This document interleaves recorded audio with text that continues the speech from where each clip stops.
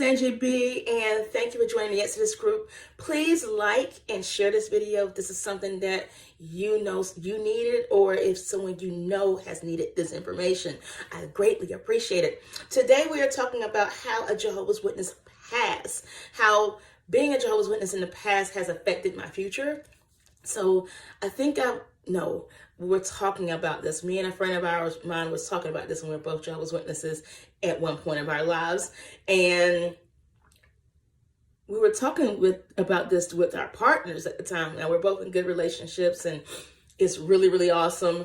But man, it was hell at one point. Like, really, goodness. And even to my partner now, to my boyfriend now, he thinks I'm a little, yeah, I am, okay, duh. But he thinks I'm a little off sometimes. And he has to explain things to me that most people outside of the organization, at least from my viewpoint, got this information at a younger age. I did not. So, like, for instance, I don't know, women. Let's just dive right into it. Being a woman, that we're supposed to be submissive to the man, and that you can have your own, you can't have your own whatever. Good grief. For my relationship now, I'm so thankful that I am an equal in this relationship. I am just as much as powerful as he is. We talk about things, we develop things together, what have you. Awesome, great. In other relationships, how it got me in a relationship, because I was still looking for someone to be my head when I got out of the religion, because that's what I was taught to do. I was still looking for someone to be my head, and that led to a bunch of abusive relationships, because again, I would come into the relationship thinking I was lower than you. I would come into the relationship believing that I was lower than you, that I am less than you. I am weaker than you. I'm the weaker sex. I'm the neck that turns the head, but I'm still going to yield to you. And that isn't the case at all times. So I went through a bunch of relationships where the gentleman would, because mostly but that's all I knew also,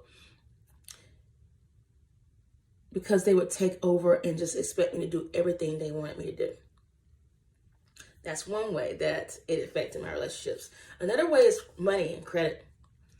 I don't know if it was just my household, but for me personally, we believed the world was coming to an end soon. So therefore, F credit.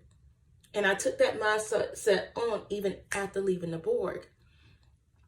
Okay, well, it's going to fall off in 7 years, or I'll just figure it out later.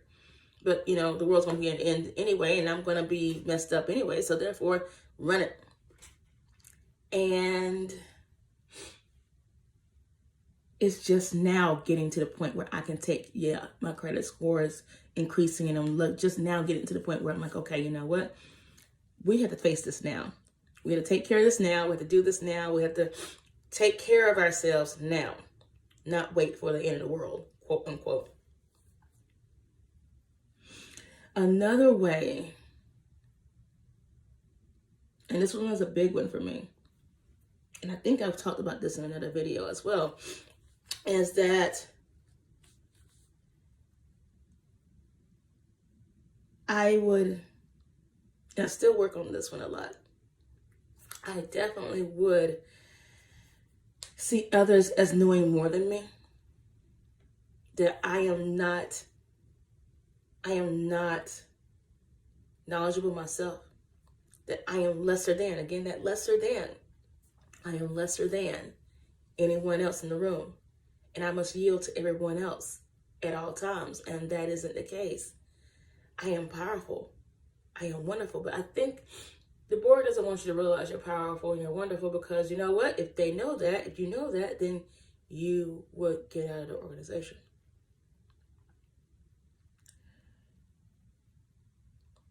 I had to literally stop thinking that everything was a sin,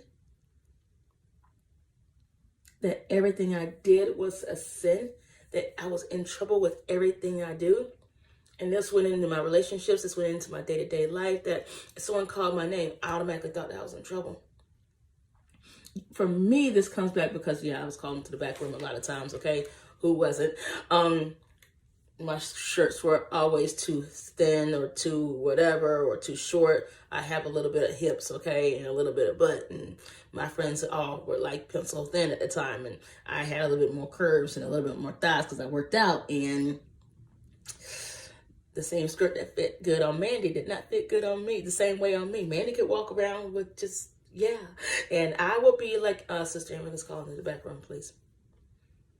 My penis moved. So therefore, that skirt is wrong. It's your fault that my penis moved. So therefore, you need to not wear that skirt anymore. But it didn't move with Mandy. And that's not my fault. That's not my fault that your penis moved. You need to control your penis. But we got so, oh my God, involved in that if brother so-and-so called me in, then I needed to change. Not him. I needed to change. And honestly, I finally got tired of changing, and I just started being myself. Started letting my light shine, started letting my beauty shine. And it's a growing process, y'all. This is a growing process. This is not an overnight thing. This is not something that's going to happen overnight. This is something that's not going to change overnight. You're going to notice things, small things at first, and smaller and better, and then all of a sudden, you're going to shift. Don't beat yourself up for it. Don't beat yourself up for it. Don't beat yourself up for not being the best that you can right now. You are the best you can be right now. Just learn from your mistakes and move on. Journal. And you got this. And you will transition just like I've transitioned, because now my credit score is higher than it's ever been in my life. And now I'm in a great relationship. Now I'm empowering myself and I'm empowering others with the guests of this group. Make sure you comment. Make sure you share this video. Thank you very much for watching. You're stronger than you think. I'll talk to you soon.